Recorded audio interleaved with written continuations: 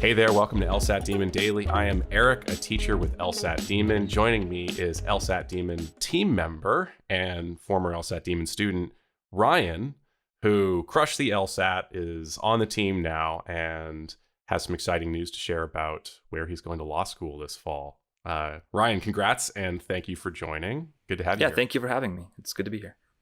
Let's talk about what you're doing this fall. Yeah, I'm really excited. I'm going to be attending the University of Michigan. Go Blue. Awesome. I'm from the state of Michigan, so it's like a very cool thing to be, staying closer to home.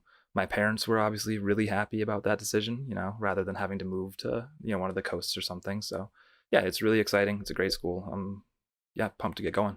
Was that your first choice?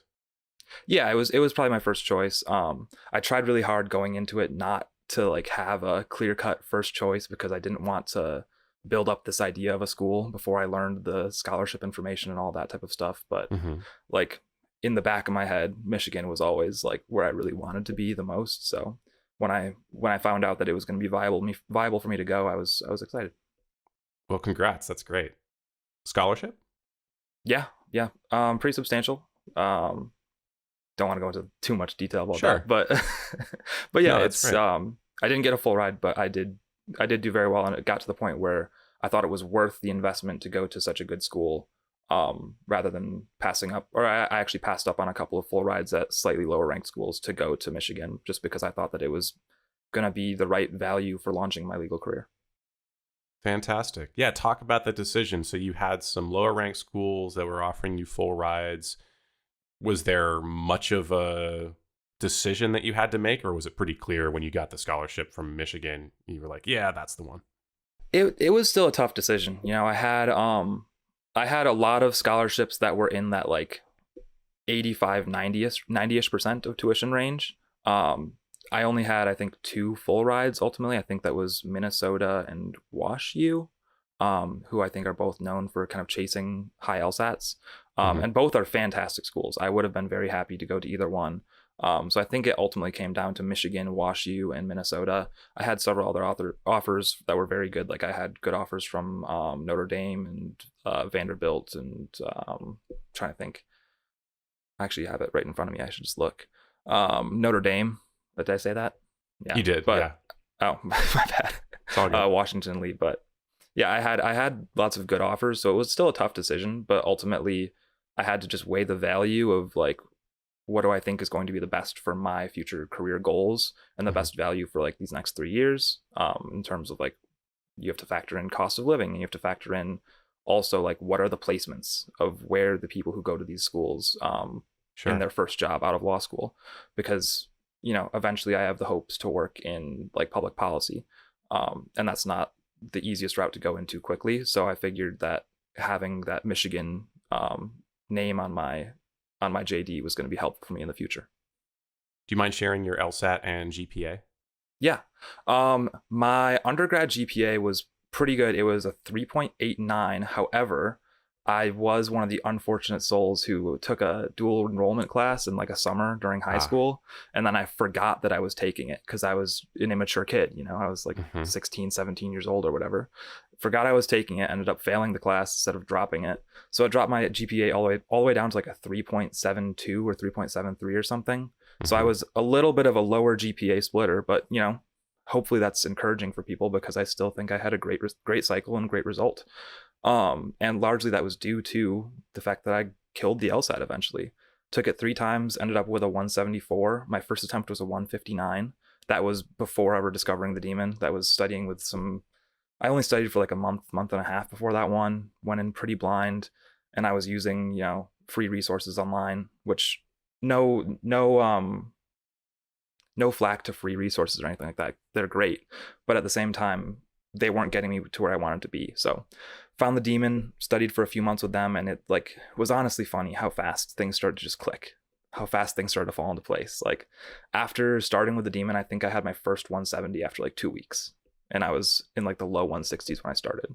Because especially with logical reasoning, the approach that LSAT Demon uses is just so much clearer. I say this in my classes now. You shouldn't have to learn an entirely new LSAT language to take this test. Really, the plain meanings of the words are exactly what's tested. It's about understanding the words that are in front of you and getting the question in front of you right. That's really all that matters on the test, is the question that's in front of you. And was that the big thing that started to click when you started with LSAT Demon? You mentioned that it seemed like something really turned around, and where you'd been stagnant for a while, you suddenly took off. What was that lesson that got you on that upward trajectory? Yeah, it was accuracy. It was valuing accuracy over valuing, like, I don't know, like what I was trying to do was like valuing efficiency, or valuing like getting through the question in the right amount of time, stuff like that.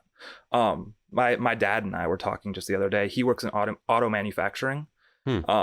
And right now their plant is pushing to try to like double their output. But what's ultimately happening is they're just actually destroying way more pieces than they ever did before. So he was saying, we could actually increase our output by going slower. And I was like, oh, that's kind of funny. This is the exact same thing that we talk about on the LSAT all the time. You can improve your score just by going slower. If you only do 20 questions, but you get 18 of them right, it's better than if you do all 25 questions and you get 16 of them right. You can improve by slowing down. So when I took that mindset into the test, my scores jumped so quickly. I don't know if I said it yet, I ultimately ended up with a 174 on my test. And my practice tests were, that was pretty consistent with my practice test average. I had several that were a good chunk higher. Never hit a 180 on my practice test, unfortunately. Never got that elusive 180, but I got really close a bunch of times. But yeah, I ultimately decided 174 above the medians of the places I wanted to be. And it was going to be enough to get me where I wanted to go. And ultimately, if I decided it wasn't enough, I could just not go this year and I could retake. Yeah. There's nothing forcing me into this decision super quickly. Excellent. So 174 and a 3.7 something. You were a low GPA splitter at a lot of these great schools where you got great scholarships. Do you have a sense for, was there anything besides the LSAT that helped your case at these schools? Do you have a sense for why a school like Michigan was gonna give you such a great scholarship despite having a low GPA? Sure. The thing that gets your name in the conversation, I think, is the LSAT, right?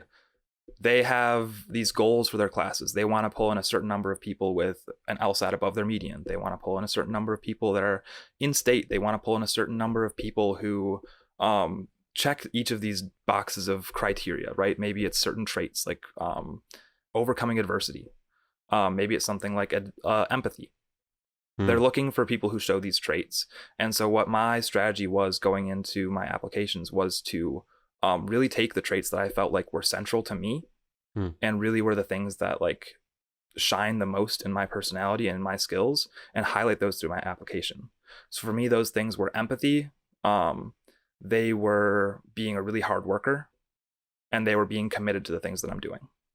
So those were the things I tried to show through my personal statement. And even in my resume, I tried to show that like I stick around at the places that I work and I contribute valuably to the things that I do. And that I really choose to do the things that I do because I love them. And like that's the thing that really drives me forward, is helping people, doing things that I love. So that was the story that I tried to tell throughout my whole application. And I think, it's not going to matter I'm not saying it's not going to matter entirely, but really your LSAT is the thing that gets you your foot in the door. And then they check you out and they say, okay, who's this as a person now? And then if you can really highlight the things about you that you think are most important, I think that's a good strategy for success. Or at least it was for me. I love that. You talked about helping people while doing the things that you love. LSAT teaching, does that count as one of those things now? Absolutely. I love working with people. I love having like personal interactions, and especially getting to watch people grow and like improve at something over time. Like that's one of the things that I'm the most passionate about in the world. So this is a really natural fit. Yeah. So tell me about the class or classes that you're teaching at the Demon. Right now, I'm just teaching a class called The Plunge, which is a really fun class concept. What we do is we ask for volunteers at the start of the class, and you go on a list to be cold called, because in law school, professors will, I always make the joke in class at the start, maybe it's not good because maybe I discourage people, but I think it's funny. Professors will, in the middle of class, they'll be talking about some court case or some, law in the United States. And they'll just say, Ryan, tell me about this. And then you have to stand up in front of all your peers and you have to embarrass yourself by talking about something that you don't necessarily know about super well. And it's not graded. It's just a teaching technique that they use. And it's terrifying for a lot of people. And so the idea of the class is that this is a way to sort of jump into that. And you can get cold called in class and you can, sink or swim like that. But we do it in a very like supportive way. It's not, we don't point and laugh at anyone. We don't chastise anyone for an incorrect answer or something. It's very like, when you answer, if it's correct, then awesome, you understand that concept. And if it's not correct, then you have an opportunity right then and there to learn. So I think that that's one of the coolest things we do. It's a logical reasoning class. It's Thursdays at 7:30 Eastern. I would love to see you guys there. Is logical reasoning your favorite section? Absolutely. Why? You get to be so critical the whole time you're reading. Like the recipe for success in logical reasoning is just to read absolutely brutally. Make fun of the author as you're reading it. Call them dumb in your head. Like, it's whatever gets you there, gets you there. And for me, that was it. I just started like attacking the author's reasoning every single chance that I got. And the more you do that, the more you're able to find the flaws and find what's wrong with the reasoning. And then sometimes the question is going to ask you to fix the reasoning. Like if it's a sufficient assumption or a strengthened question, it's going to ask you to help the author out. And if you've already identified before you even go into that question what's wrong with the argument, you have such a leg up on being able to identify how you can help them. Or sometimes it just asks you to point out the flaw. Mm-hmm. And then guess what? If you've already done that work up front, you don't even have to go into the answer choices to like consider them. You already know what's wrong with it. So you know what you're looking for before you even go in. Totally. Can I ask, do you remember what your diagnostic score was? Like your first LSAT score that you remember? My first ever LSAT like practice test that I took was a 150, but it maybe wasn't the best diagnostic because I took it while I was at work and I was like having conversations with people as I was like, as I was taking my diagnostic test, because I was just kind of curious, like, what is this thing? I entered college as an education major, and then in my like very first middle school classroom experience, I was like, this is not for me. I would hate this. Which it's an amazing thing that there's people that are built for that. It's just not for me. So I was kind of scrambling then, and I was like, what am I going to do instead? And law school had always been this like idea of like something that I would maybe do someday, but I didn't have the belief in myself that I was actually capable of doing it. Mm-hmm. So at the time I was like, okay, maybe I'll just test this out. I'll try taking a practice LSAT, see what it's like. Took it, and something that's strange about my particular personality is when I'm not good at something that I feel like there's not a reason I shouldn't be good at it, I get really obsessed with that thing. So for a long time, the LSAT became that thing where I just wanted to become great at it just because I knew that I could. Right now it's golf, which is way harder than the LSAT, but agreed. Yeah, no argument with you on that one. I love that you said there was no reason you couldn't be good at it. What gave you that impression? Because 150, whether or not you think that was an accurate reflection of your ability at the time, clearly way lower than 174. You made a lot of progress, but you had a sense that it was achievable, that you could improve. What was it that, even though you scored 150, which is still a great diagnostic score, by the way, you sensed that there was something more that you could improve at? What was that? Yeah, I think part of that is just my own belief in myself. I really don't think that there's many challenges that I can't figure out over time if I just apply myself well. And I think that that's something that has been really useful in my life. It's something that lets me throw myself at challenges even when I don't know if I'm equipped for them, because eventually you just figure it out. And the more you do that, the easier it becomes. So I think that's part of it. The other part of it is, I had been listening to, shortly after like doing my diagnostic test, I discovered like the LSAT Demon podcast and stuff, and I listened to it, and I started taking those things to heart. Like, there's no reason that you can't improve at this test. It's very, very, very much a test that you can improve on, because of what we were just talking about. Sometimes your mental processes are working perfectly fine, but you're just applying the wrong skill to a question. And the longer you do that, the more you build up those bad habits. So I wanted to attack the LSAT in a way that helped me mitigate as many of those bad habits as I possibly could. What was the biggest challenge for you early on? Was it logic games? It was games. Absolutely. Yeah. After a few months, I was like, -3 or so on reading comprehension and logical reasoning pretty consistently. And I would go like -14 on games or something. So there's a little part of me that wishes I had started this process 2 years later and I would get to skip the whole logic games process, because my 170s probably would have come a lot quicker. Don't say that. You're hurting me. No, eventually I love the games. Oh. Yeah. Eventually, once it finally clicked, and it took a long time, it took a lot of practice, but once it finally clicked, I started to really like the games because it felt like this break in the middle of the test. It was like, instead of doing all this like actual like analytical work of like reading and understanding and like constantly checking with yourself to make sure you're understanding what you're reading, logic games just kind of became, like a crossword puzzle. It was like something that you got to do to take a quick break in the middle of the test. And once you overcame the fear of like not thinking that you're good enough at it, then suddenly it became genuinely pretty fun to do. Mm-hmm. I totally agree. I just taught my last logic games class yesterday. And all of us, the entire class, were just sobbing hysterically that we would Rest in peace to the games. Yeah. But I've also been joking that I'm just going to start my own LSAT with double the games. As you should. Or maybe exclusively games. Who knows? So if you're on board, that's one more person. I'm totally in. In. Okay, I'll write you down. Well, Ryan, really appreciate you coming on and sharing your story. We are super lucky to have you as a teacher at the Demon. Before I let you go, any final words of advice for your students, for listeners, people who are maybe just starting their LSAT journey or in the middle of their LSAT journey? Yeah.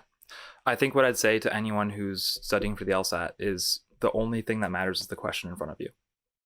Every other question on the section, every other question in your drilling really doesn't matter until you get to it. You got to live in here and now, because you only get paid for the questions you get right. So if you let the future questions get in the way of you getting the current question right, you're not going to get paid for it. And that becomes a vicious cycle where every single question, you're too worried about the clock, or you're too worried about, focusing in on a certain strategy to understand the actual question in front of you. So what matters is getting the question in front of you right, whether that's on the actual LSAT, on a practice test, on drilling. It's where you get better, is just by taking the time to understand a question, and when you get it wrong, doing a really good review of it. Couldn't have said it better myself. Ryan is a teacher with LSAT Demon. You can check out his logical reasoning class, The Plunge, on Thursdays. He's also a rising 1L at Michigan Law. Ryan, congratulations once again, and thanks for joining. Thank you. Email daily@lsatdemon.com if you'd like to ask us a question or share some LSAT or law school admissions news. Thanks for listening.